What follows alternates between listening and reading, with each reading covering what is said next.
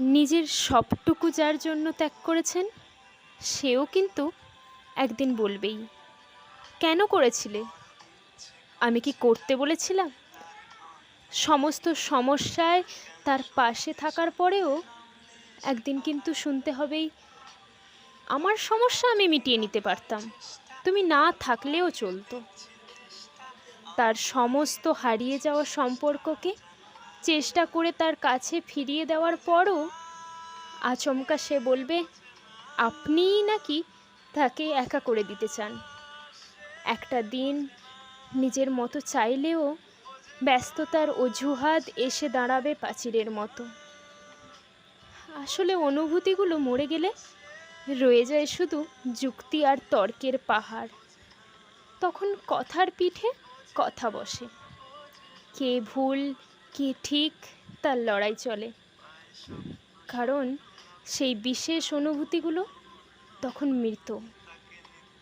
তাই যার জন্য সবটুকু ছাড়ছেন সেও একদিন বলবে স্বার্থপর। সেটা বুঝে নিয়েই ত্যাগ করুন, কষ্ট কম পাবেন। কারণ আমরা মুখে যতই বলি এক্সপেকটেশন রাখি না, আসলে ভিতরে ভিতরে কিছু চাওয়া তো রয়েই যায়। একটা একলা সন্ধে, একটা নিশ্চিন্ত বিকেল, হয়তো তখনও চেয়েই যায় মনে মনে। তাই তো আঘাতগুলো আঘাত হয়েই আসে, আর আমরা নতুন করে ভেঙে পড়ি। তাই তো মনকে বারংবার বলি চল জটিল হয়ে যাই, কিন্তু অবাধ্য মন তবুও আশা করতে ছাড়ে না।